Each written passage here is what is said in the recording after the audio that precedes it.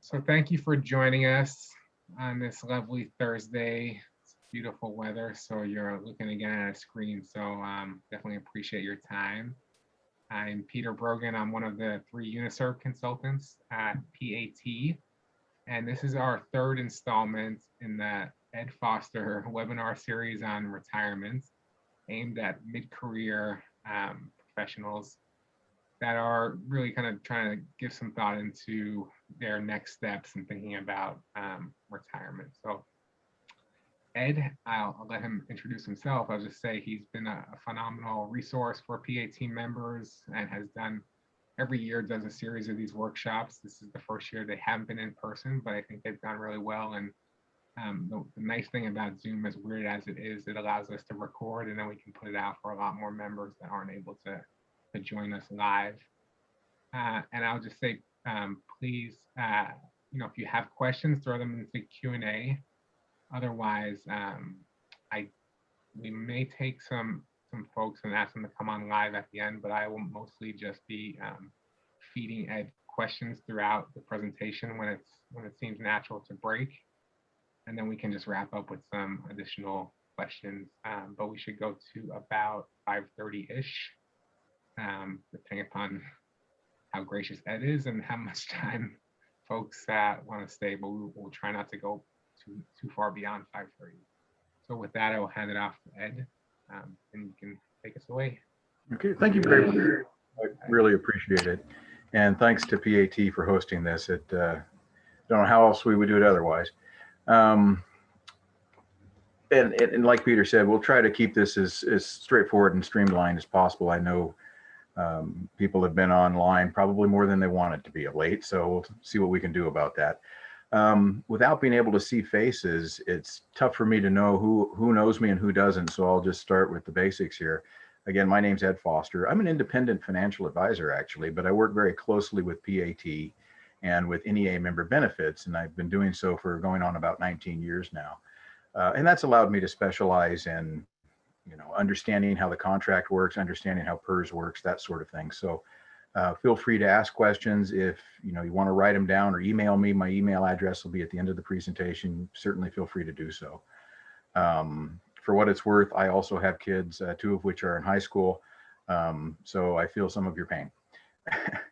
Okay, so tonight what we're hoping to do, and I imagine at least a few of you have probably sat through at least part of this presentation before, but it's been my experience that hearing it more than once is beneficial. So what we're going to cover is an overview of your retirement plan or plans, if you will, making sure we understand the difference between the pension and the IAP account and what you can do with those, as well as get an idea of how much money you can expect at retirement or how much money you might need at retirement, what role a 403B could play, maybe when you should start taking Social Security, or at least some ideas about that, and then finally steps you can take to prepare to start dealing with the question of when to retire and how to go about it.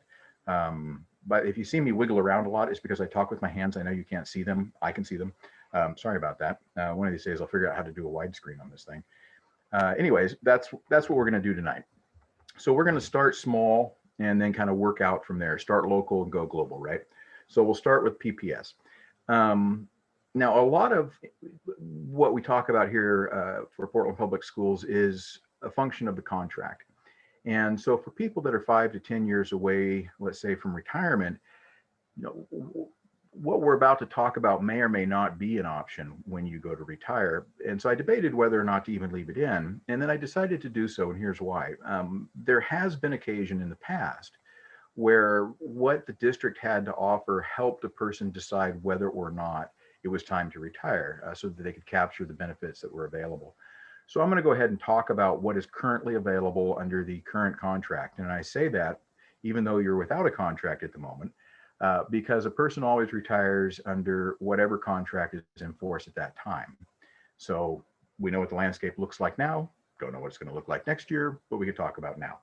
So with that, Portland Public Schools has a number of retirement incentives, let's say. The one you hear maybe the most about is the bubble. what is that? We'll talk about that. We'll also look at the health benefits that they offer, the early retirement stipend, and then finally the HAT, higher assignment and transfer. What that has to do with is when to notify the district that you plan to retire and what benefit there is for doing so before the last day of work. All right, so the bubble. The bubble, it's been called a lot of different things over the years, including double dipping and a few other things. Essentially what it is retiring from PPS and continuing to work in your current job position. It involves separating from service from Portland Public Schools and then retiring from PPS. Portland Public Schools then hires you back as a temporary employee for the remainder of the school year. So you get to keep your salary and benefits and that sort of thing. It gives a person a chance to get their pension going while they're still collecting a paycheck. So it can be helpful. Is it the right choice for everybody? Not necessarily, but by and large, it's a good thing. To qualify for it, well, I'll talk about qualifications for retirement here in a minute. Essentially, like I say, it's notifying the district that you want to retire. Let's see, there are a few stipulations, not least of which being that there are no layoffs in your position to qualify for it. That's never really been a problem, at least not yet. So the district must not have any layoffs in that position, and they must decide to continue that position. But I've yet to see really anybody that tried to do the bubble and not get it. One thing that does come up quite often, though, and I'll go ahead and mention that now, is sick leave. What happens to your sick leave when you separate from service to do the bubble? And essentially, I wouldn't say you lose it, but it goes away. What happens when a person separates from service from Portland Public Schools is they report the unused sick leave to PPS and then kind of clean the slate off. And then so once you start the bubble, you accrue new sick leave in the amount of 1 day per month that you're on the bubble. For people with a lot of sick leave, that can make a difference. Depending upon your scenario, it's something to consider. But just so you understand that if you do that, if you do the bubble, you don't want to get really sick, I suppose is the way to look at it while you're on the bubble. So that's one incentive. The other big one that comes up is health insurance. Right now, Portland Public Schools has a health benefit for retirees.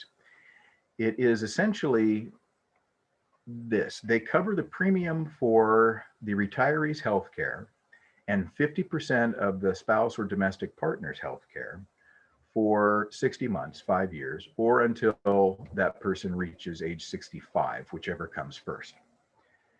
And that's a big benefit. I mean, let's be honest, healthcare isn't cheap. It used to be that a person could retire, let's say at age 58, self-pay to stay on the district plan until age 60, then avail themselves of the district benefit from 60 to 65 when they would qualify for Medicare, and thus never have a break in their insurance coverage.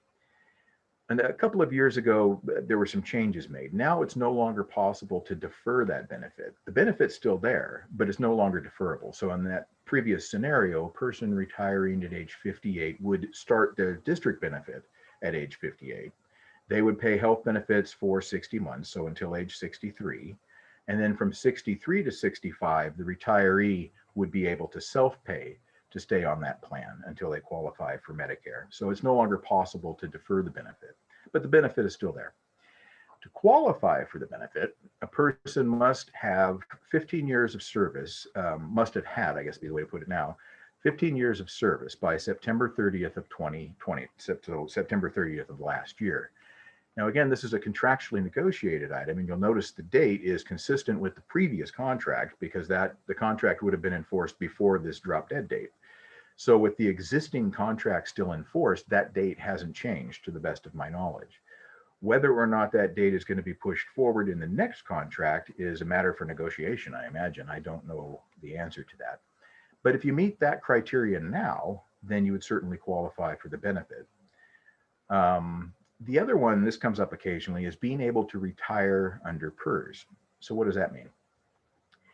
To qualify for the benefit, you must be able to qualify for retirement under PPS, and we're going to talk about what that takes in a minute. It doesn't say that you have to retire from PPS. So, and I've run into this situation a couple of times where a person would like to avail themselves of the benefit, would like to separate from service from Portland Public Schools, but for whatever reason, they're not ready to start their PPS benefit yet. Well, that's not a problem under this scenario. You just have to be able to qualify for retirement under PPS. You don't have to retire under PPS. Let's see, is there anything else in here? Keep benefits while in the bubble, right? Just this comes up occasionally. While you're on the bubble, you get to keep your existing health care. Once you're on the retiree plan, it's actually very akin to the substitute plan. You'll receive a booklet of information and some different health care options to choose from. That whole process starts really when you turn in your resignation form. So that's the health benefit. Stipend is interesting. A lot of people conflate it or combine it with the healthcare benefit, and it's really separate. It's a $425 a month stipend. It also is for 60 months. It also has the same qualifications. So 15 years of service. It doesn't have to be accumulated service, by the way, doesn't have to be consecutive. And in this case, not yet age 62. So to receive the full benefit, 60 months worth of 60 months of $425 a month, the person would need to retire at age 57. If they retire at age 61, for example, they would only receive the benefit for 12 months. This is actually, in my mind, the true early retirement incentive because it's early in relationship to when you can first access Social Security. And I think it was originally designed to help pay the premiums for the health care until a person was able to qualify for Social Security. But at any rate, it also is a contractually negotiated item. It also required the 15 years of service before September of last year. So those are the benefits as they stand now. The other one, and I'd be surprised if this doesn't stay around, frankly, but it's the higher assignment and transfer protocol. It's in the contract. I want to say it's section 18. Essentially what it is if you turn in your resignation form in the year you're going to retire, before January 15th, you would receive a bonus check, if you will, of $1,250. If you wait until February 15th to let them know, it's a bonus check of $700. After that, there's no bonus. I think what this is two things. One, it's to help incentivize people not to wait until the last day of school to turn in their resignation form and go, here, I'm done. The other is to help them with planning for FTE. So the more time they have, the more time they have to plan. So I think it's just an incentive to do that. So I'd be surprised if that goes away, but it is what it is, and it's also a contractually negotiated item. So those are the benefits currently as they are with Portland Public Schools. Now, again, everything I've said is a matter of separation from service from Portland Public Schools. It doesn't necessarily equate to retirement from PPS. Those are two different things, okay? That's where we're going next, is what it takes to retire from PPS. Ed, can you just clarify Sure. for the bubble, do you have to retire on December 1st or can you do it on another day? Oh, that's a good question, That was actually. one question in the chat. Yeah. The bubble, it does not require that a person retire for the full bubble, December 1st. The way it's written in a contract, you can wait up until June, actually, but you can get on the bubble anytime during that school year, starting December 1st. Let's put it that way. Thank you. Sure. Okay. Make sure I've got my thing going here. Oh yeah. Okay. So PPS. There we are. Just so we're all playing on the same sheet music, let's clarify some terminology, and that, of course, is the tiers, if you will, for PPS. PPS has essentially three tiers. Of course, it's tier 1, tier 2, and OPSRP. Why they didn't call it tier 3, I don't know. That would have made it easier, but there we are. The dates, we'll talk about the differences between them a little bit as far as it relates to when you can retire. If most people at this point probably have a handle on what tier they're in, if not, you can simply look at your PPS statement, and the new ones are coming out, I want to say next month. And it says on there whether you're tier 1, tier 2, or OPSRP. But if you were hired before 1996, you're tier 1. If you were hired between 96 and 2003, let's say, you're tier 2. After August of 2003, you're OPSRP. Okay.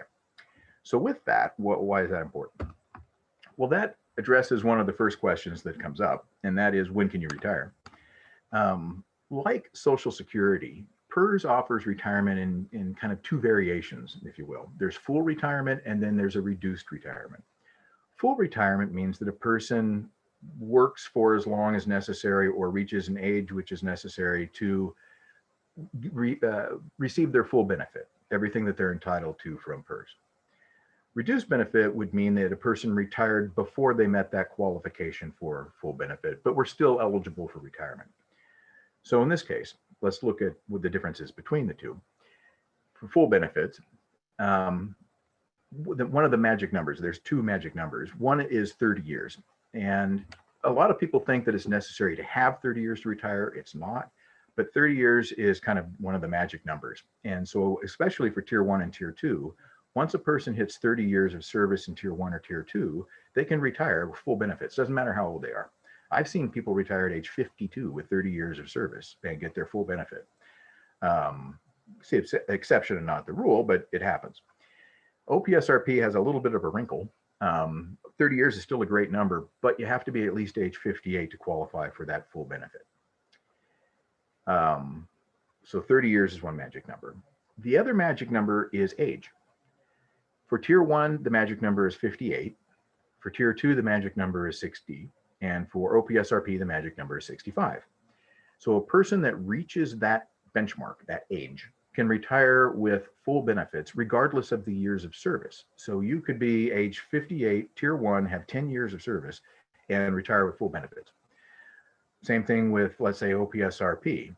Age 65, got started late in the game, only have 20 years of service. That's okay, still full benefits. A lot of people think it has to be both. It doesn't. One or the other, 30 years of service or that hitting that age band, let's put it that way. Well, what if you don't meet either of those criteria? Well, then you're looking at the reduced benefit.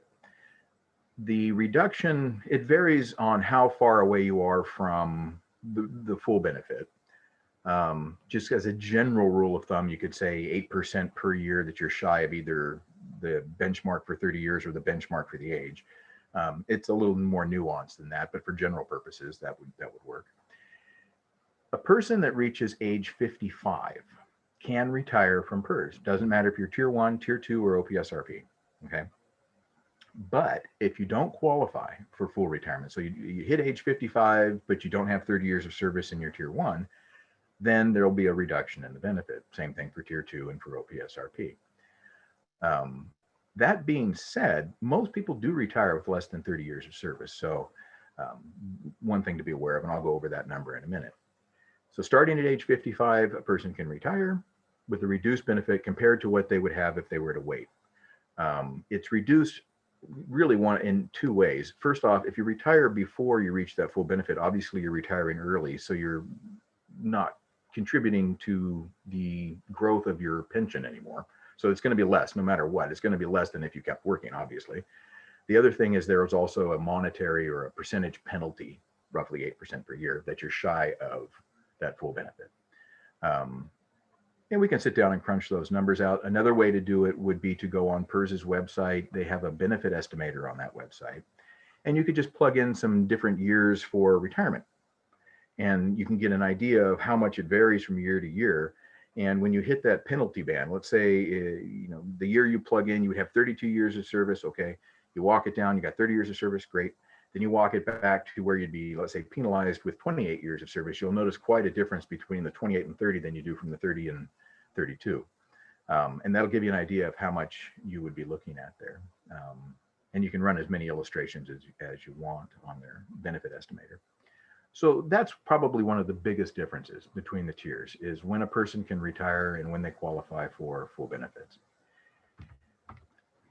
So again, 3 flavors there. Okay. The other really important thing to understand about PPS. A lot of people think PPS is complicated, and that's because it is. The reason it is because you actually have 2 different types of retirement plans going on. You have what's called a hybrid plan, kind of like a Prius. You have a gas motor and an electric motor, right?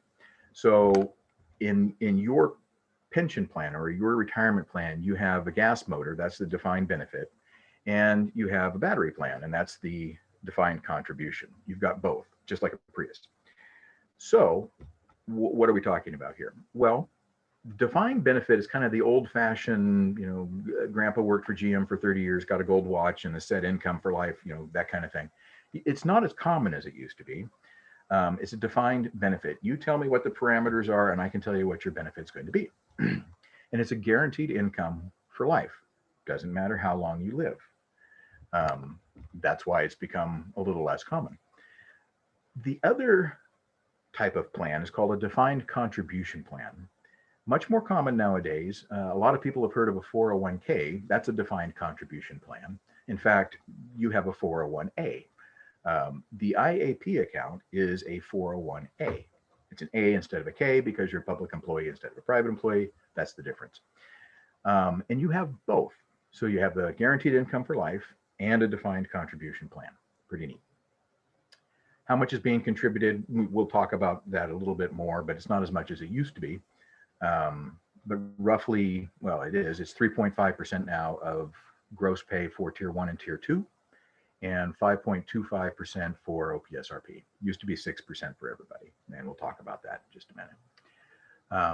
But I want to reiterate that you have two types of plans, and the reason I really want to drive that home, and we'll look at some statements here in a minute, is at least, again, once or twice a year, I get calls, someone in a state of panic because they've received their PPS statement. They see how much money they have in their member balance, let's say, or even the IAP account. They go, I can't retire on that. And you're right, you probably couldn't. That's because it doesn't really show you what your pension's going to be. It shows you what the IAP account is. And they're two different things altogether. So it's important to understand that. If by saying that I've helped one person not panic when their statement comes out, then I think this was time well spent. Moving on. Okay, so let's talk about the big one for a second, and that's the defined benefit, the guaranteed income for life. How does that work? What can you expect from it? What do you need to know about that? Well, when a person retires from PPS has to figure out how much they're going to get for life, right? For tier 1 and tier 2, they run 2, maybe 3 calculations. And I'll go over that in just a second. For OPSRP, they run 1 calculation. It used to be, and the ones you used to hear about in the news all the time, was this money match calculation where people were making lots of money and so on and so forth. And we'll talk about that in a second. But that's no longer the case. Most people now retire under what's called the full formula calculation. And this is true for both tier 2, tier 1, and OPSRP. Full formula uses your years of service, your final average salary, which is your 3 highest years. Doesn't have to be the last 3 years, just the 3 highest consecutive years. And then an annuity factor or calculation factor. For tier 1 and tier 2, it's 0.0167. For OPSRP, it's 0.015. I'll show that in just a second here. So with that information, you can kind of figure out what your pension would be. But more to the point, that's what PPS does to figure out what your pension is going to be. For tier 1 and tier 2, they also look at your member balance. For tier 2, frankly, it's probably neither here nor there. You're going to retire under full formula. For older tier 1 people, it is still possible to retire under money match. And what they do is they take your member balance, match it with the unseen employer's balance, which is identical. So essentially double it, and then run it through an annuity table. And I'll show that in a second here. And that's the money match calculation. And then the last one you don't see very often. It's a combination of 2, actually, called full formula plus annuity. So going to the full formula, again, because this is what most people retire under. Highest 3 years, doesn't have to be consecutive. And that comes up. I often get asked, well, Ed, what would happen if I was to go part-time my last year? Well, because they're using the highest 3 consecutive years, and how to put this nicely, year-to-year pay increases in Portland public schools maybe aren't huge. So the last 3 or the last 4 years, your average salary is just not going to change that much. So going part-time that last year, frankly, doesn't have usually that big a difference on the pension. I mean, it would on your take-home pay, obviously, but not necessarily on your pension. So that's important to know. The other thing that comes up occasionally is comparing OPSRP to Tier 1 and Tier 2. Especially early on, there was a tendency for people to kind of poo-poo OPSRP because it wasn't Tier 1 or Tier 2. So I ran some numbers just to give you an idea of how different they are. And I wouldn't say, I mean, they're different, but they're not catastrophically so. So for example, here, if we were to, all things being equal, teacher with 28 years of service, same salary, let's say $72,000. Then we plug in those different annuity factors, the 0.167 for Tier 1 and 2 and the 0.15 for OPSRP. We see that the monthly difference is, it's $2,800 for Tier 1 and 2 and $2,500 for OPSRP. Less, but not dramatically so. So it's still, I would say it's still a good pension plan. It's just not as big as Tier 1 and Tier 2 necessarily were. Also would point out, and this unfortunately is for Tier 1 and Tier 2 only, does not apply to OPSRP. When I said earlier that sick leave gets reported to PPS, what PPS does is they use it in this calculation. How they use it is a little bit confusing, actually, but it does make a difference. And so this is straight from PPS. I'll read it and we'll go from there. It says they take sick leave that's reported. So PPS reports all of the unused sick leave. They use half of it. PPS uses half of it. And they add to the gross amount of salary used in determining the final average salary, the monetary value of 1/2 of the accumulated unused sick leave. Did that sound like a government thing or what? So essentially what they're saying is they take half of your unused sick leave and plug it into your salary as money, and that gets added to your salary for the calculation. It makes a difference. Does not unfortunately apply to OPSRP. That just goes away. They don't use it in the full formula calculation. But that's full formula. Money match, don't see it as much anymore. In some ways, it's kind of simpler though. This is just kind of an idea of how it works if you were to do it. Every 2 years, you hear about they're adjusting the actuarial tables and PPS. Well, this is what they're talking about. What they do is when a person goes to retire, they look at the person's age to the month. That gives them a factor. They use that factor and multiply the member balance and the money match balance, because the employer, call it the employer balance, times that factor, and that gives them the pension. Pretty simple. But you can also see that to come up with a decent pension, you need some pretty good sized balances too. So salaries being where they are, years of service being where they are, more and more we're seeing full formula beat the money match calculation. And I'll go into why that is in just a minute. Full formula plus annuity, again, I really don't see that very often. It only applies to hires before 1982. So if that's you, give me a call. Okay, again, defined benefit, lifetime income. That's probably the biggest takeaway from that. The other thing to consider if you're a few years away from retirement and you have a spouse or a partner that you are including in your planning, let's put it that way. When you retire from PPS, that's when you can select an option as far as whether it's just going to be for your lifetime or your spouse's or partner's lifetime or some variation thereof. That's part of the retirement paperwork. The average benefit for PPS retirees in Oregon as of 2020, for retirees, people that retired last year, was $2,643. In my experience, teachers retire with a little bit more than that because on average, the salary is a little bit more. Not saying you get paid nearly enough, but it's usually just a little bit higher. And we'll come back to this. The Oregon 2019 average retiree replacement ratio was 42%. I'm going to talk about replacement ratio in a little bit. Just keep that number 42% in mind. And this is what I meant by not everybody hits 30 years. The average retiree that has 30 years does really well. They're closer to $4,000 a month and 50% of their replacement ratio. But only about 8 to 9% of people that retired in 2019, for example, had 30 years of service. So that's saying they may have hit the benchmark under age, but they didn't work 30 years. And a lot of people get hung up on that 30 years. But ultimately, a lot of people don't retire with 30 years. Just keep that in mind. Ed, can I ask a question that came up in the chat? Yeah, you bet. Somebody asked if they have less than 30 years at PPS, and they're at 50, they're 55, would they still be able to qualify for PPS or PPS? retirement benefits? Yes. They hit the minimum benchmark for age, which is 55, with Beautiful. about 30 years. Yep. Thanks. Okay. This is a kind of a dated statement, but it should be at least reminiscent of what you've seen recently or is coming out next month. A couple points here. This is for Tier 1 and Tier 2. The OPSRP one looks a little bit different. The first thing I wanted to point out on this was that you'll notice in the top green box, it depends on your screen, I suppose, there's a hire date and a membership date, and there's a difference between the two, usually on the order of 6 to 9 months. It varies a little bit. When you're doing PPS calculations, they're using the member date. When you do finally go to retire, there'll be an opportunity to buy back the time from when you were first hired to when you became a PPS member. That's one of the buybacks you hear about.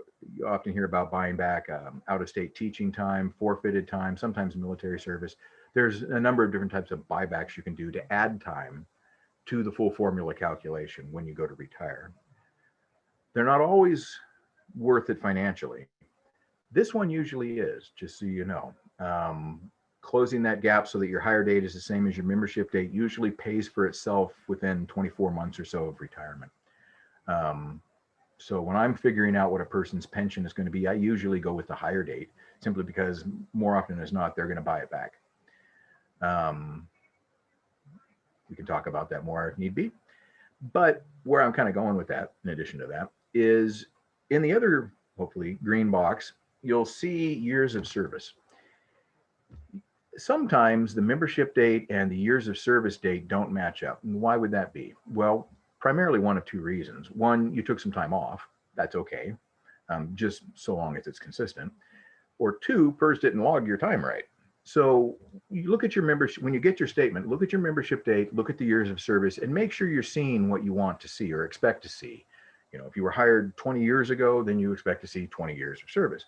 If you worked part-time, then it's going to be whatever, how many hours you worked or how many years that they credited you with. If you took time off, that should be reflected too. If you worked 20 years without a break full-time and it's only showing 18, well, then we need to figure out what's going on. I would recommend doing that before, let's say within 24 months of retirement would be a good time to start looking at the years of service and make sure it is consistent with what you expect it to be. The other thing of note here is on this one is a Tier 1 statement. You'll see the member balance says your 2017 tier balance 84,000 and change. Again, this is Tier 1, Tier 2. That's where you'll see your member balance. Unless you're retiring, that's the number that's used for the money match calculation. So that's the one the employer matches. If you're retiring under the full formula calculation, and I should point out that PPS runs both calculations and gives you whichever's highest. So it's not like you actually even have to choose. But the reason I bring this up is from time to time, people will look at their member balance, assume that's what they have to retire on, and then panic because it's not enough to retire on. In this case, this is a good example, actually. I would look at that and go, yeah, don't worry about it. You're going to be full formula. In my experience, and I'd need to run the numbers again this year, but you know, if you've got a member balance, if you've been working full time and you've got a member balance under, let's say 170,000, maybe closer to 200,000, I wouldn't worry about it. You're going to be full formula. If you've got more money than that, then it could be money match, and it'd be worth running the numbers and taking a look at. But that's where you can find out what the member balance is for you for Tier 1 and Tier 2. Now, OPSRP doesn't have that, and we'll get to that in a second. The other important item on this, and I wish they'd put it on two separate pieces of paper, but they didn't. So everything I've just said, it has to do with the defined benefit, right? Your pension for life. Of course, they put the defined contribution information on here as well. That's the 2017 individual account information. So people get the two confused because they're on the same piece of paper, but they're totally separate. So in this case, they show the IAP balance. You'll see what it was when you started, how much was contributed for the year, what it earned, what the final balance is for the year. Absolutely nothing to do with your pension. Nothing. It's the 401A cash account. We'll talk about what happens when you retire with it, but it has no bearing on your lifetime income.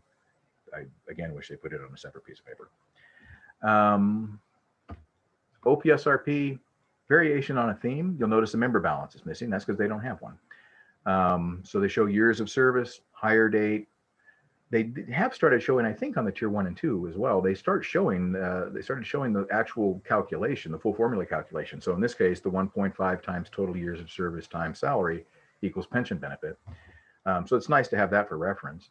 But again, they show you years of service. So you want to make sure the membership date and the years of service are what you expect them to be.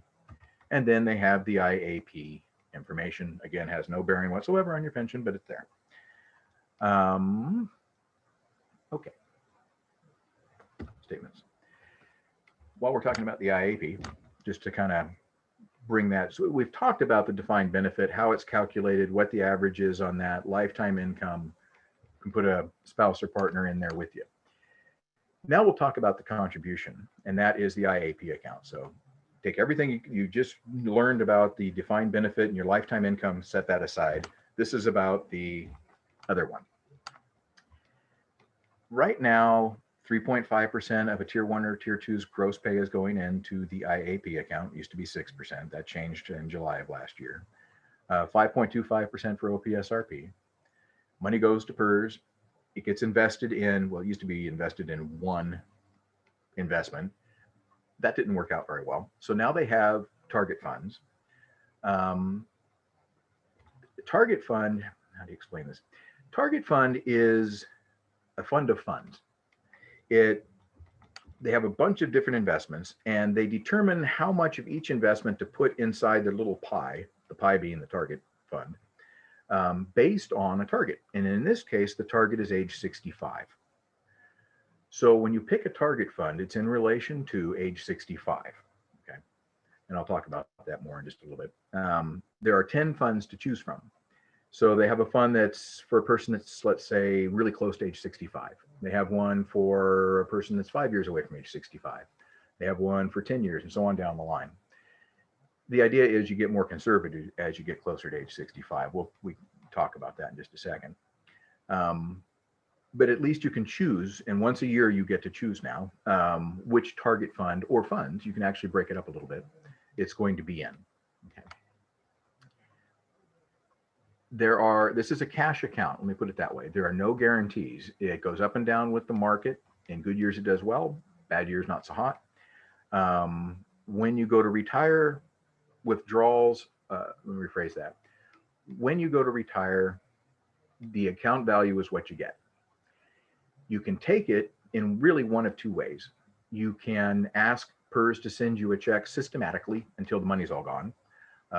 And they can do that over a 5, 10, 15, or 20-year period of time. Or, and this is much more common, you can roll the money out of PPS and into an IRA. If you don't have an IRA, no problem. You can set one up to do that. Very easy.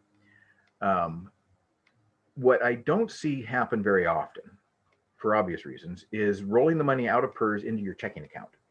You can do that. The problem is doing that's a taxable event. Rolling it to an IRA is not a taxable event. So for argument's sake, let's say you have an IAP account of $120,000 and you roll it to an IRA. No problem. It goes from one qualified, they call that a qualified account, to another qualified account. The IRS says, good. And there's no taxes on that. When you finally go to take money out of that, let's say you roll it over and then you need a roof repair, $5,000, you take it out. That $5,000 would be reported to the IRS as income for the year, and you would pay taxes accordingly on that, but not on the whole rollover until as it comes out, that's when it's taxed. If you roll it and put it in your checking account, the IRS goes, oh, you just took a $120,000 distribution. That's great. You're now in the highest tax bracket. We're going to charge you accordingly, and so on and so forth. So you don't see it rolled that way very often. But that's basically the option. Take it from PPS in systematic withdrawals or roll it somewhere. And that's essentially what happens with the IAP account. Let's see. There was something else. Bear with me just a moment. There was something else I wanted to mention on the IAP. Talking about, before I get to that. Good. Okay, we'll get to that. I want to talk about allocations just a minute, but I'll get to that. But just to kind of wrap up the PPS bit here. Full formula calculation. Now, I'm sure this applies to almost everybody, but they put a cap on it as well last year. Now, for the full formula calculation, they capped the benefit at $195,000. So, for purposes of the salary part of the full formula calculation, they only take the first $195,000 into account. So, I know that disappoints a lot of people. Not much we can do about it. The other thing to know, and this comes up a bit, is what if you want to work after you retire? Well, and this is in addition to or beyond the bubble. So this would be like after the bubble. Let's put it that way. In a normal year, there is a limit to the amount of hours a person can work. Let me rephrase that. A limited number of hours they can work in a PPS covered position if they are retired from PPS. So an example obviously is teaching. So you retire from PPS and then go back to the school and teach part-time, substitute, that sort of thing. Normally there's a cap of 1,039 hours for Tier 1 and Tier 2 and 600 hours for OPSRP. For a variety of reasons, that was temporarily waived. It actually started maybe a year before, but it goes from now until 2024. After 2024, unless they come up with it again, then it goes back to the 1,039 hours and the 600 hours. Right now, there's no hourly cap. So a person could retire from their PPS covered position and work as much as they want and not worry about it. And I keep saying PPS covered position. Again, this is just a PPS covered PPS job. If you retire from PPS and then work at the nursery or start a bookstore or whatever, PPS doesn't care. Just PPS covered jobs is what this applies to. Okay, that we've already talked about the IAP change, and we'll get to the investment choices. Yeah, that's where we're going right now. So the other change was being able to choose target funds. The reason for that is PPS IAP accounts and variable accounts can be pretty volatile. By that, I mean they can go up and down a lot.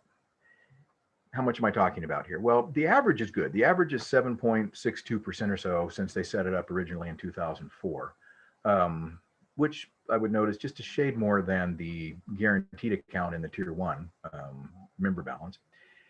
Best year was 2009 at 18.47%. Worst year, big surprise, was 2008, negative 26%. So that's that volatility I'm talking about. If assuming that people attending this meeting are 5 to 10 years from retirement, this is maybe pertinent because you have a chance to choose which target fund to be in. You can do it once and forget about it, and it'll just get more conservative as it goes. Or you can do a mix thereof, keeping in mind that their target is age 65. So let's say at age 65, it's incredibly conservative. It doesn't go up much, doesn't go down much. You've decided that you are done accumulating money, and now the job is to preserve money. That's conservative. That's age 65.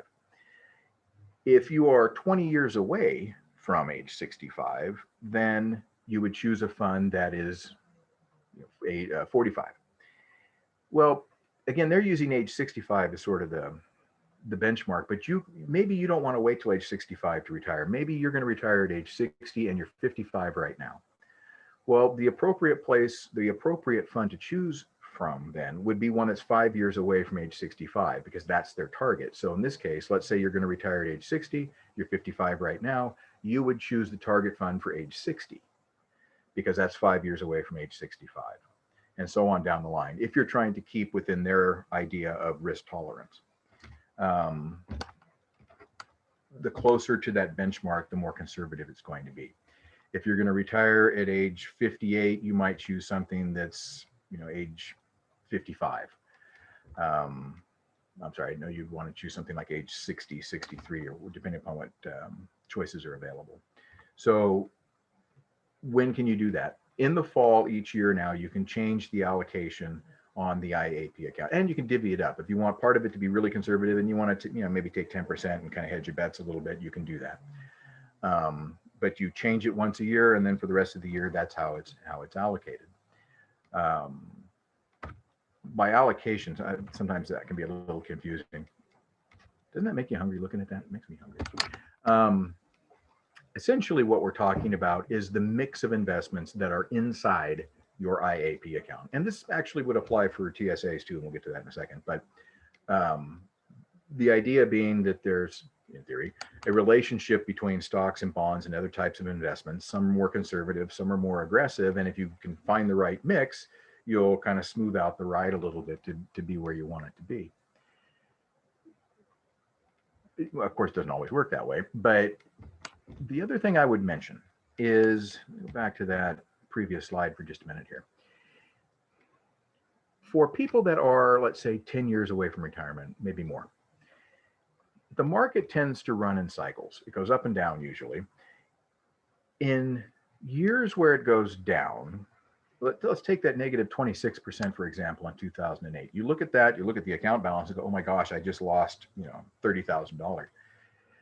Truth of the matter is, you haven't lost anything until you actually pull the money out. Right now, the money that's reflected in the IAP account, this is true actually for any investment, is when you receive a statement, whether it's PPS or from your 403B, that's a snapshot of what the shares in the account are worth at that time if you were to sell them. If you don't sell them, you still have the shares. So as the share price changes, so too does the value reflected by them. The negative 26% represents what would have happened if a person were to liquidate their account right then.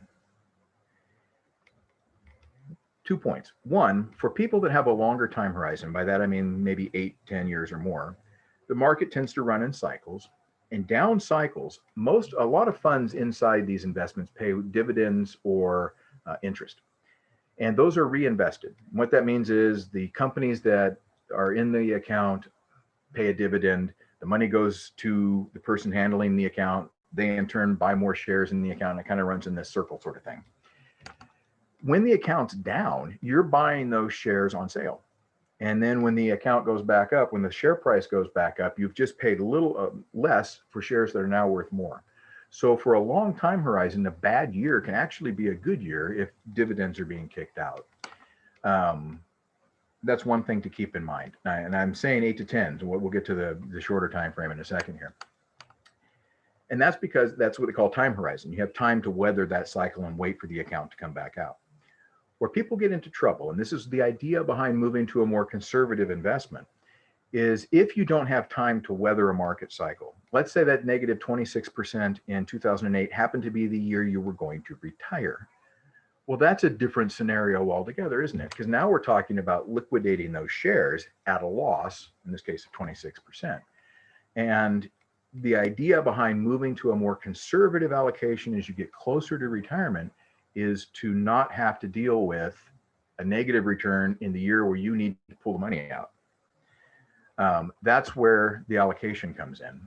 By choosing a more conservative allocation as you near retirement, we're hoping to mitigate the downside if there's a downside when you need to liquidate and collect the cash, convert the investment to cash. That's what we're talking about with allocations. Okay. I said it also applies to other investments. We're doing okay. I throw around a lot of terms, particularly being in the industry. Well, actually teachers do too, between the IEPs and the TSAs and the PATs and the PPS. Anyway, so TSA 403B. I call it both, but you hear it a lot. You hear 403B, 457, 401k, all that stuff. What is that? It's actually a reference to the section in the U.S. tax code where that investment is described. So a 403B is U.S. tax, U.S. code, Title 26, Subtitle A, Chapter so-and-so, Subchapter Part, sub blah, blah, blah, B. Easier way to say it is TSA, so most of the time I do that. But you're already familiar with some of these, actually, if you don't have a 403B, but you probably have heard of 401k. Well, it's the same thing, but it's Section 401, Paragraph K. 457 is a deferred comp plan. 408 is an IRA. Most people have heard of an IRA. Well, it's the whole kitty caboodle, Section 408. 403B, 403B7, same kind of thing. So if I toss around 403B or TSA, that's why. What is a 403B? 403Bs were created with, I want to say, teachers in mind, actually. It's an account focused for retirement, just like an IRA is, but there are some differences, and we'll get to that in a second here. This is interesting, at least I think it's a little weird. They're limited to public education organizations, got it, some nonprofits, okay, co-op hospitals like OHSU, for example, and self-employed ministers. No idea what that was all about, but there it is. It used to be that it was limited to annuities, so a tax-sheltered annuity. That changed in '74 to include mutual funds. We can talk about what mutual funds are later, but they're not annuities. Let's leave it at that. So now it's tax-sheltered account. And this comes up. How are they funded? They're funded primarily through payroll deduction. You can roll money into them. So if you have an old 403B, an old IRA, even a 401k, sometimes you can roll them into a current 403B, not a problem. Payroll deduction is much more common, or both. What you can't do, and this comes up, is, well, you get people to say, I would like to write a check for my 403B. Well, you can't do that. You can't send the check to your 403B. There are ways to get extra money into a 403B. Not that hard, but just writing a check and sending it isn't. That's where it's different from an IRA. Couple of other differences. Why would you want one over an IRA? Long story short, you can contribute more, quite a bit more actually. So TSAs, for example, $19,500, $6,000 for an IRA. There's catch-up provisions, more. 15 years of service, another catch-up provision, doesn't apply to IRAs. Probably one of the bigger ones, though, is income limits. As most people know, the tax deductibility of IRAs goes down the more money you make, to the point where it's no longer tax deductible. That's not the case with a 403B. And you can take loans from a 403B. I've seen that come up once or twice. One person helped come up with a down payment for their home by taking a loan on their 403B. Can't do that with an IRA. Another big one, especially for educators, is it is possible to access a 403B, and meaning take money out, starting at age 55 with a separation from service, whereas with an IRA, it's age 59 and a half. Why is that important? Well, let's say you're retiring at age 58 and you want to wait until age 62 to start Social Security. So there's a little bit of an income gap there. You can start taking money right out of the gate from the TSA, whereas with an IRA, you might have to wait another year and a half before you can take money out. Good to know also that they come in both the Roth and traditional flavor, which means before or after tax. So traditional means you don't pay, let me rephrase that. With the traditional, the money's deducted from your gross pay, so you don't pay taxes on it when you invest it. And it's taxed as ordinary income when it comes out, just like the IAP account is. Roth is kind of the opposite of that. That's after tax money, but it goes, once it's in the account, then it grows tax deferred. And when money comes out, it comes out tax free and the earnings come out tax free. So they're kind of the opposite of each other there. And there's a place for both. This is one difference between the TSA and the IRA, where it actually kind of favors the IRA. In an IRA, a Roth IRA, you can actually put money in, wait a set period of time, I want to say 5 years, pull your principal back out, and even if you're not 59 and a half, and there's no penalty for doing that. That's not possible with a TSA. That's the one difference in favor of an IRA, let's say. Okay, so that's all sounds great. What happens then? In Portland, there are, in order to provide a 403B, remember I said they were funded through payroll deduction. Well, it's necessary to have a payroll slot with Portland Public Schools. There are 12 organizations that are in PPS that you can choose from to set up or fund a 403B. This is a list of them. You can also find it on PPS's website. I work a lot with Security Benefit because they underwrite the NEA retirement program. It can be a 403B. There's lots of different options actually, but there are some good ones. I do American Funds as well. We need to change Oppenheimer though. I think that's Invesco now. But just so you know, these are on there. Vanguard's on there. I know that's popular with a lot of people. I don't see TIAA CREF. That was one of the bigger 401k providers I run into occasionally. But at any rate, there are some choices involved. Most of them offer mutual funds and annuities. Some are just mutual funds. I don't think anybody is still, well, there's one here that's just annuities. But there are some choices. Let's just put it that way. So the money would come out of the paycheck, go into one of these companies, And then from there, go to whatever investment you've selected inside there with that company is kind of how that works. Well, what I just said, how to get one. Select an investment company from that list, select an amount to contribute, decide on whether you want Roth or traditional or both. You can do both. Open an account with the investment company, then you sign on the I forget what they call it, the portal, PPS benefits portal, and set up contributions. So not too complicated. I want to say it's true for all of the companies actually, because it's a function of the benefits portal. You can actually change the amount you're contributing. You could probably change it monthly if you wanted to, but there's a lot of flexibility there. Great, so the money's in there, grows. How do you get it out? Well, again, there needs to be a qualifying event. So for most people, it's hitting age 55 and separating from service, or if you're not separated from service, but you're at least age 59 and a half, you can take money out without any problem. There are certain hardship provisions that you can take money out and not run into penalties. It also can vary from investment to investment. There might be other options, so it's worth looking at how money comes out when you choose one of those investments. And then we can talk about loans in depth as need be, but essentially know that you're borrowing money from yourself is what it boils down to. So you end up paying interest to yourself, and usually the rates are very favorable, on the order of 2% or so. Okay, getting in the home stretch here. I'm going to throw this slide up because I want to kind of come back to this. Remember I said keep that number 42 in your head. That was the replacement ratio for PPS. What does that mean? Well, in my industry, it's recommended that a person going into retirement have 70% of their pre-retirement income in retirement. That's when, let's call it a magic number they pull out of the hat. But 70% is a good place to start. Let's put it that way.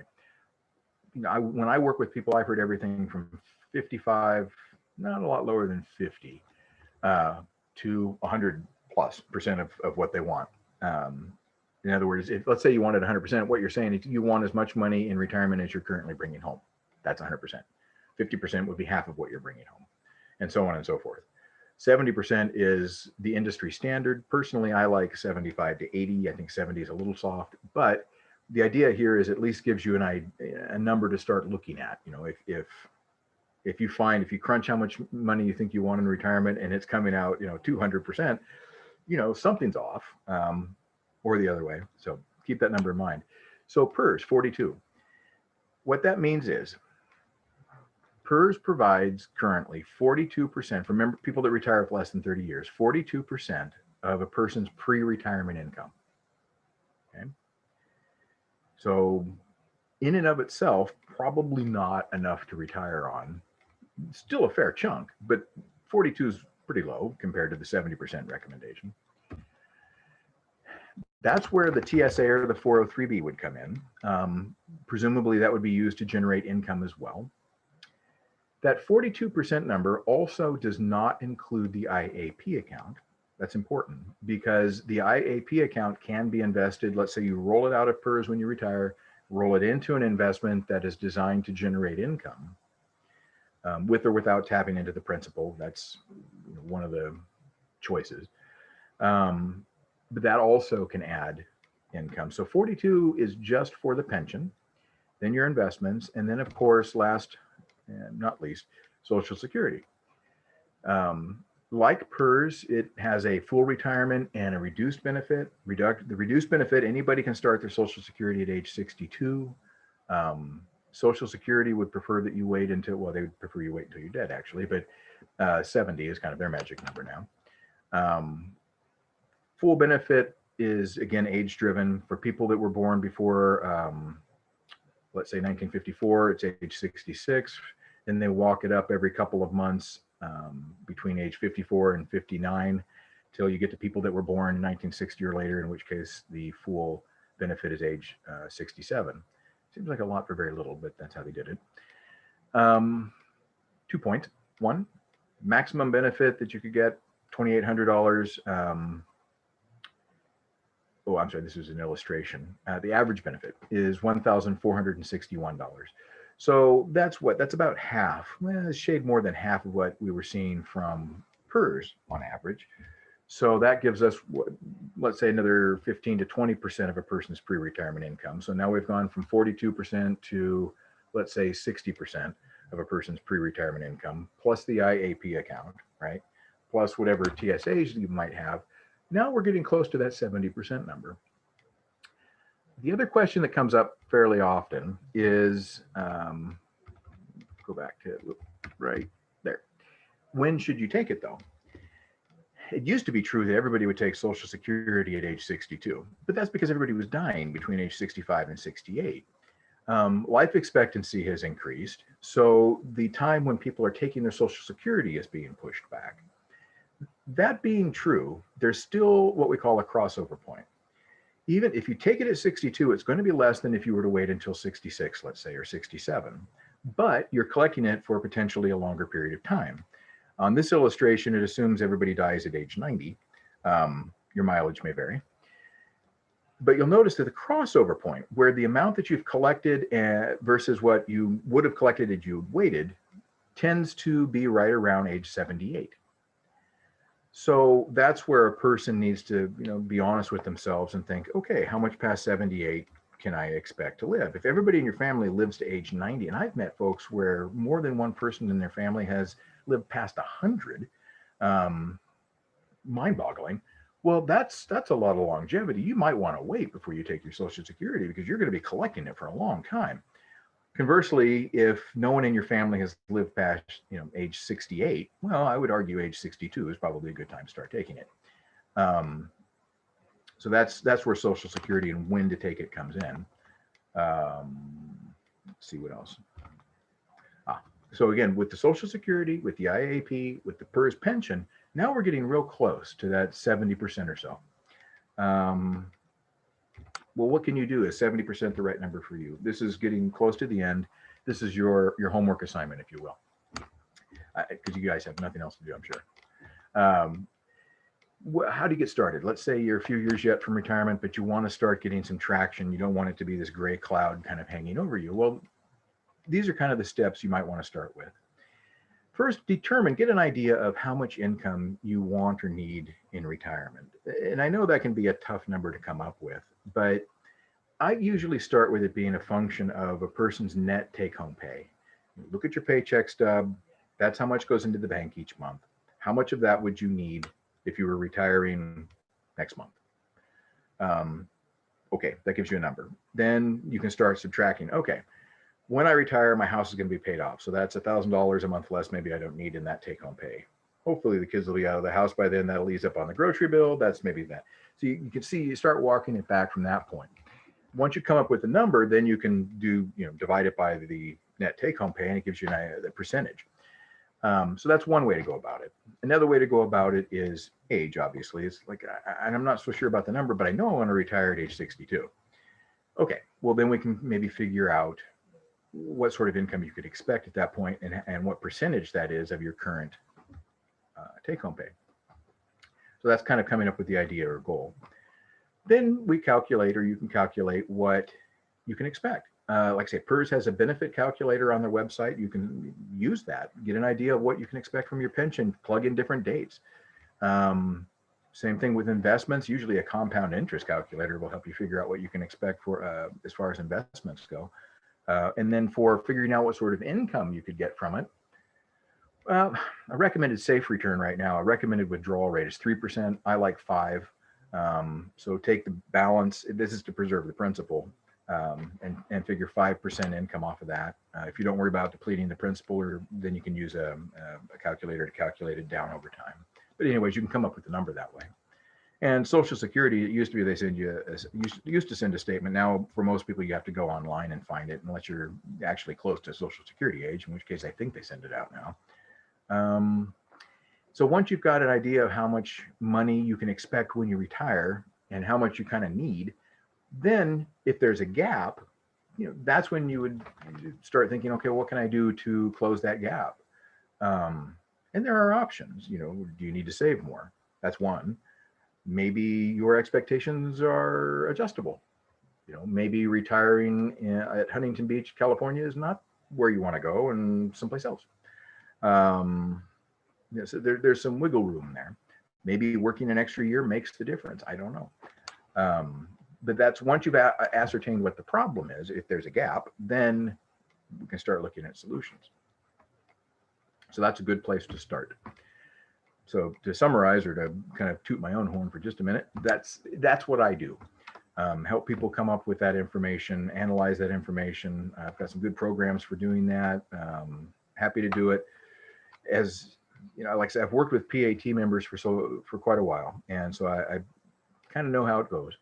No fee for an initial consultation. Honestly, I don't charge for the second one either.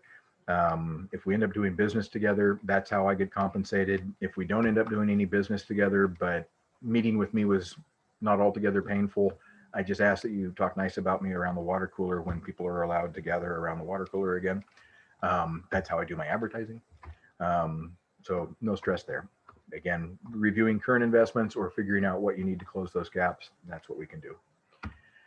Okay, so hopefully that answered some questions as far as, you know, what you can expect, where the money's coming from, what you can do to kind of start planning for it. I know it's a big thing, and hearing it just once probably won't be sufficient, frankly. So feel free to contact us at Foster and Associates. Email me, that's fine. I'm happy to answer your questions. And that's wrapping it up. Last but not least, I want to give a shout out to all of the educators who are working so hard this year to make it as good a year as possibly could be. I just have a tremendous amount of respect and appreciation for the effort that you folks have been putting in. So I just wanted to get that out. All right. Thank you, Ed. That was phenomenal as usual. We have a slew of different really good questions. So I'll just cool. I will just roll them out. We have until, I said 5:30 earlier. I just wanted to correct myself. We actually had the schedule till 6. So that's good. We're still trying to hit it, but so don't run away just yet.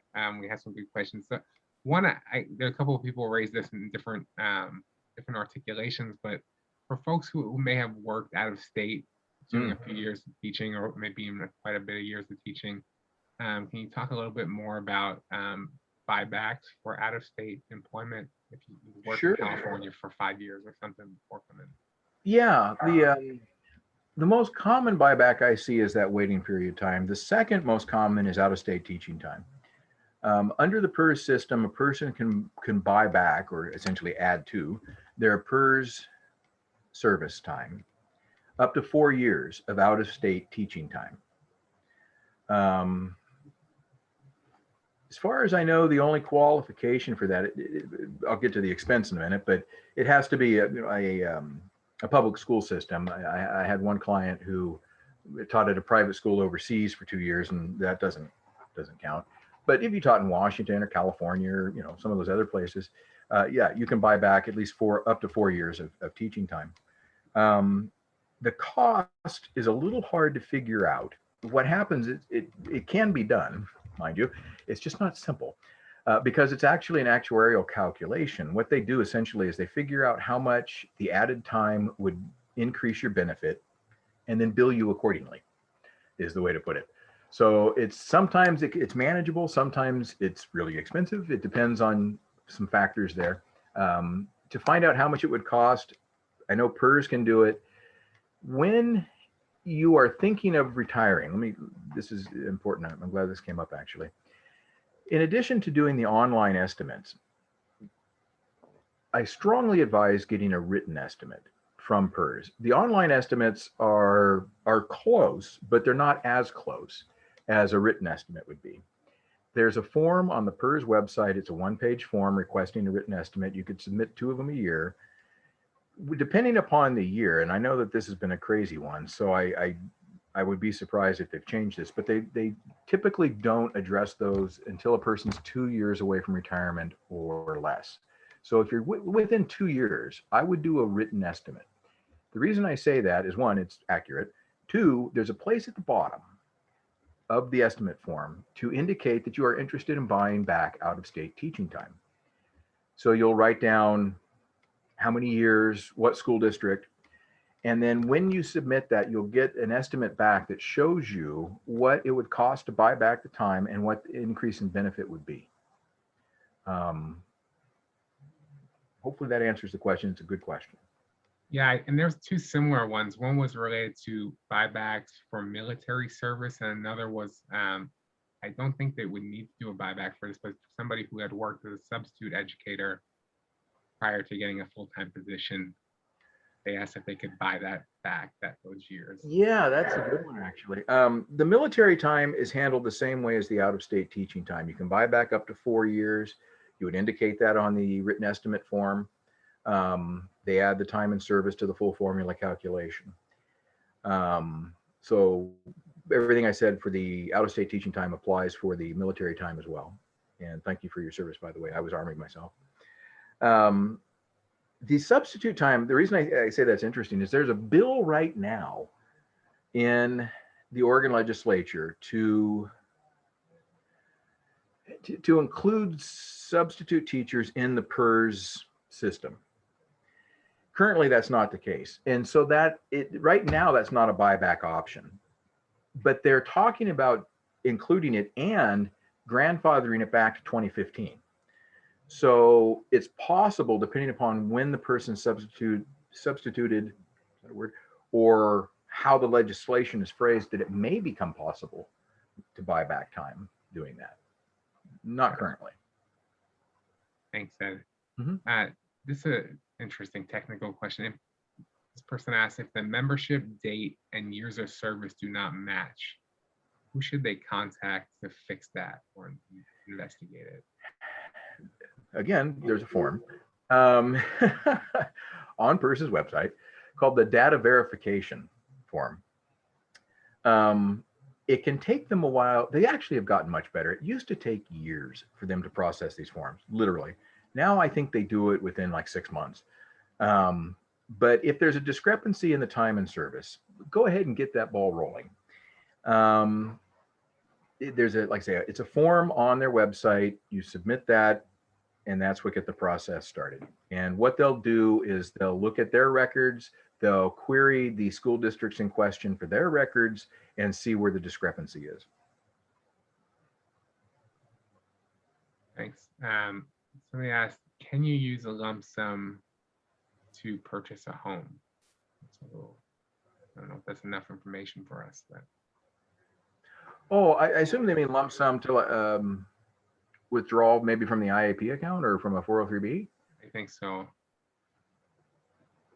The short answer is yes. The longer answer is the IAP account, and this, I'll maybe rephrase it because this is applicable to everything except a Roth.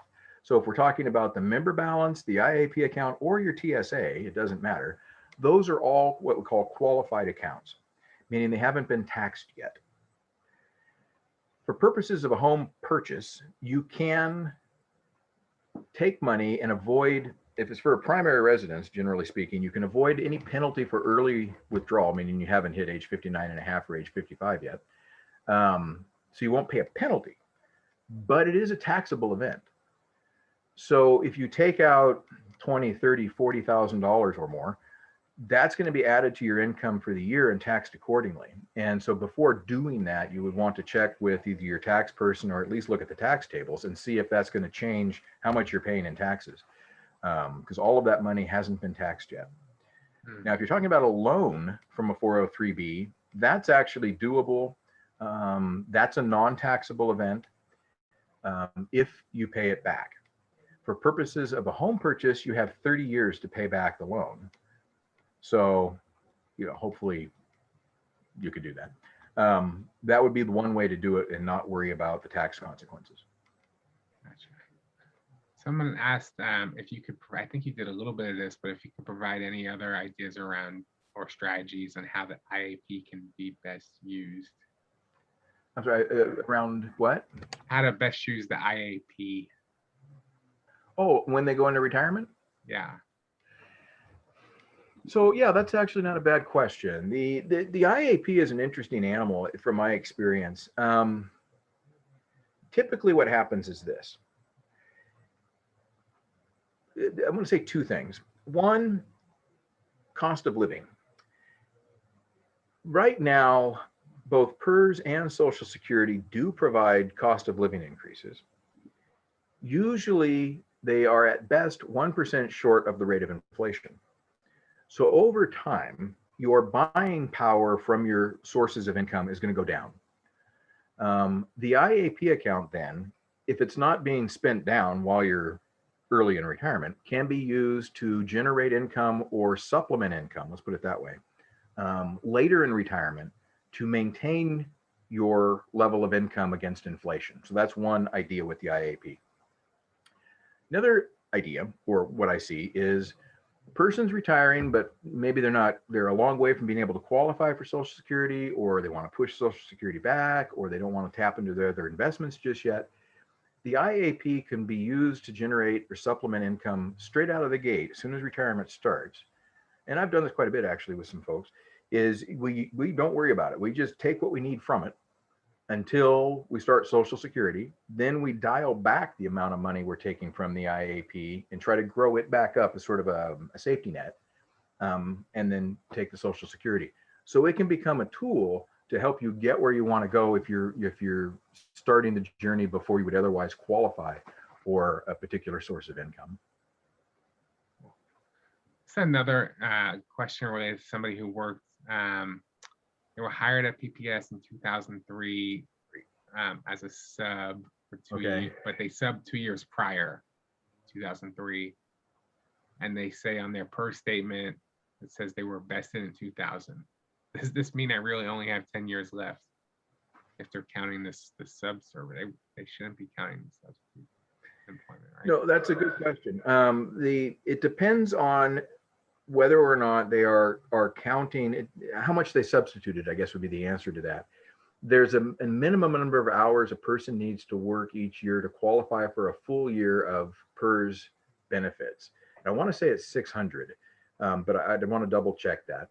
But let's say it's 600. So if they're credited with a full year, then the answer is yes. If they're not credited with a full year, then they're trying. It sounds like they're trying to hit that 30-year benchmark. Then it might be necessary to work more than 10 years. It depends on how much credit they got as substitutes. And just I guess to clarify, for the final salary calculation, it's not the last 3 years, but it has to be the highest 3 consecutive, right? Highest 3 consecutive years, doesn't matter where it was in the career. Gotcha. Okay. Can you roll money from a beneficiary TSA 457 into your 403B? I'm trying to stump you on these. No, that's a good one. So we got a deferred comp there. It sounds like they inherited an IRA or an account. The answer is kinda. So, and this is legal. This is called legally washing it in. So, because I've done this before, actually, I had a client who inherited an IRA from their mother. Okay, I said the TSAs are funded through payroll deduction, right? If we can't roll it over directly, and I don't think we could in that case, what we could do is we can adjust the amount coming out of the paycheck to increase it into the TSA and offset that with money from the IRA. So let's say, for example, we increase your IRA or TSA contributions by $1,000 a month, then we take $1,000 a month so that you're going to have $1,000 a month less income, right? So we take $1,000 a month from the inherited account to offset that loss on your income, and do that until the one's drained, and then we dial back the amount being contributed to the TSA. That's the legal way to wash it in. There's no way to directly deposit it. Does that make sense? That's right. Yeah. Makes sense to me.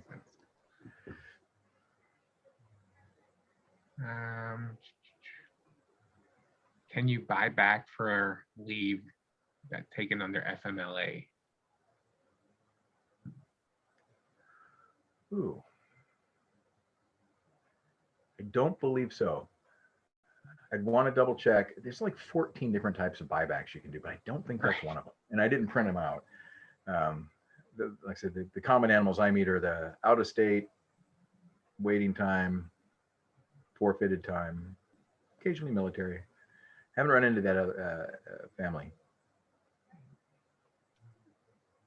can you separate from service with PPS, in effect retire from the district and hold off on claiming PERS benefits for several years? And the Absolutely. IAP money just sit there and accrue interest. Yes, that I like that. That last bit is a good point of clarification, actually. Separating from service from PPS is completely different from retiring from PERS. And there has been more than one occasion where a person wanted to, how to put this, they separated from service from PPS, let's put it that way. But they didn't want to start their PERS just yet. Maybe they hadn't hit the age benchmark and they didn't want to take the penalty. Maybe they weren't sure if they were going to come back to work and wanted to continue adding time to PERS, whatever. So you don't have to retire from PERS to separate from service from PPS. The IAP account is, you can't touch it until you retire from PERS. Not only can it ride there, it will ride there until you retire from PERS. Once you retire from PERS, then you have to do something with it. But before then, you can't do anything with it. Gotcha. It's a lot of buyback questions. Somebody, they just looked at the estimate forms. Tier 1 and Tier 2 has an option for purchase, but Right. OPSRP does not. This person, That's correct. So they can't buy back for years of out-of-state teaching. Yeah, I apologize. I forgot to mention that. You're right. That is correct. Yeah. Okay. So many good questions. I'll go to this one. I am 60 now and have been with the district for 10 years and plan to work another 5 or 10 years. I put $200 a month into Fidelity through deduction, only 2 years. Do you think this would be enough for retirement? Yeah. That's a tough one. But in a general sense, I'll answer that by saying there's no way I can answer that, just so people understand. Yeah. Everyone's mileage, the first thing that comes to mind is, how much money do you need? I don't know. I've met, it really depends. Some people they can get by on half of what they're bringing in right now. And other people, that would be a stretch. I don't know. I'd have to run the numbers. Gotcha. Sorry. No worries.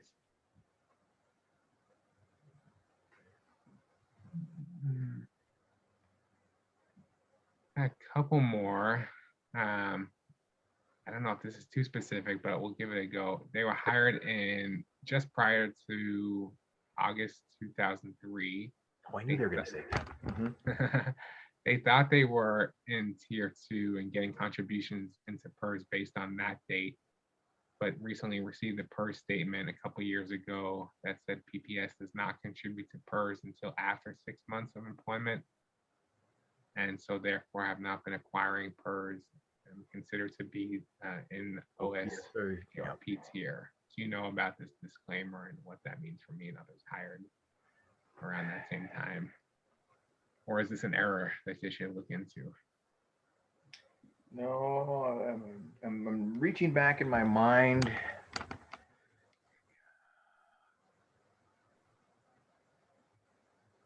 Yeah, that's a tough one too. So the membership date reflects when PERS says you entered the system. PERS system. From PERS's point of view, that person is OPSRP. If you were, well, the way they phrased it though was hire date. Well, I'll double check whether it's member or hire date, but unfortunately, because it's OPSRP, there's no way to do a buyback. So that would mitigate any question about being able to buy back into before August 28th of 2003, which is when that cutoff was. I suspect if they were to research it, PERS is going to say, sorry, you're OPSRP. The deciding factor is going to be whether the hire date or the member date is what they go by. I want to say it's the member date, and that's why buying back the time to the hire date is an option. Otherwise, it'd be pro forma. But I could double check that. A couple of questions around leaves. So I don't know if you have anything general you can say about how leaves of absence, whether it's maternity or FMLA, or how that would affect your PERS. years of service and calculations and I'm not an expert on the leaves, but I do know that if you took time off and were still receiving a paycheck, in other words, if your employer was still paying into PPS, PPS doesn't see it as a break in service at all or any reduction. If you took a leave of absence and didn't get paid, then that's a break. They won't count that toward in your PPS. Does that make sense? yeah, that makes total sense. Okay. I have one question and it's a hypothetical. Uh-oh. So I don't know how much you want to stretch out on this one, but here it is. If given a projected statewide budget shortfall and the state and district, and there's so many contingencies here, and the state and districts were to choose to offer additional early retirement packages, what do you think they might typically include? What do I think they might? What do you think they might include, or what would some early retirement packages be? I think that's a hard one to answer. That is a hard one. It's worth, but I want to say one thing to that, and that is right now, like I said at the beginning, the district incentives are a contractually negotiated item. They include healthcare. Most districts do not anymore. So the benefits package currently offered by PPS, which has been grandfathered, by the way, is one of the better ones around. So to kind of a roundabout way of answering that question, if they're trying to get people to get out the door, it would make sense in the new contract to retain those benefits because that helps people decide whether or not they can retire. If they don't offer any benefits for retirement, then a person has to ask themselves, well, what am I going to do for healthcare? Do I have to keep working till I'm 65? And so on down the line. I guess this is my long-winded way of trying to poke Peter and get him to tell people at PAT, yeah, include those benefits in the next contract. Yeah, those are some of the first things we're going to stabilize, I think, when we go back to the table for sure. So that's a long-winded way of saying hopefully they would retain what they have. Yeah. This is an interesting one from a teacher who's been at PPS for 26 years, but prior to her being employed as a teacher, she had worked at PPS in 1988 just for 4 months and then worked for another year as an education assistant. So 4 months in 1 year. So yeah, so a year and 4 months, would that time count on top of her 26 years as an educator? I'm trying to think of how they handle it. I want to say you need 5 years to be vested. My inclination is to say no. I could double check vesting. Or you can go to the FAQ on PPS's website and look up vesting and it would be there as well. If they don't vest, if you need 5 years to be vested, then they wouldn't count it. I'm almost certain the way they handle that for people that leave after or with less than 5 years is they cash you out of the system. So they wouldn't count it. Gotcha. You could buy it back. It's really expensive. Well, that brings us to 5:58, and I think we've answered every question that has come through the chat or the Q&A. Wow, right on. So can we get Ed's email? I think you had it up on the slideshow, but if you want to rewind that a little bit, that's Ed's contact information along with AT Health and Welfare Trust. And then as I think I said in the chat, but I'll just say it for everybody who can't see the chat when they watch this later, this presentation along with the PowerPoints probably in a PDF form will be up in our website by next week. Yeah. So please, if you want to rewind and take a look at that again or share with your colleagues, that would be great. Any parting words before we say good evening? Thank you all very much for taking the time. I know you spend a lot of time staring at screens and I appreciate it.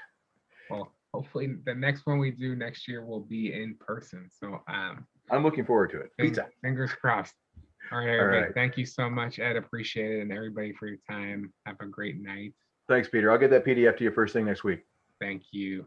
Take care.